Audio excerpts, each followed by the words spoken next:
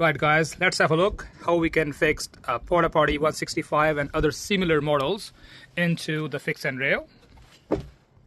Pretty simple. So when you open 165, this is the waste tank and that's the water one, right?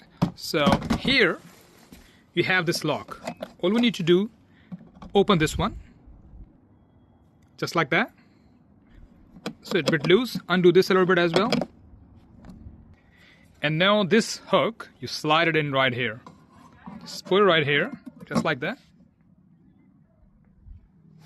So it's sitting right in there. Then you position it right here, next to, see this one there? Next to the screw hole. And we're going to put screw in there. And the screw is in with the help of any star or any of them you can find. You will see it's still moving nice and fine the way it was functioning before. Now the hook is sitting there properly, and that's what you have here. Right, now we'll come back to the fix and rail once it's all together, and we undo these two and put the hook here, just like that. Now we'll bring the hook here. Okay, we'll put it on right here, adjust it accordingly, so it's sitting nice right on top of that, you can see. And we are going to, one screw is enough, it will fit one of them. In some of the models, the next one coming, you will see this is all one cut, no dots but one cut, so both screws can fit there. But if one of them fits, it's perfect. So you can see it's sitting there nice and right.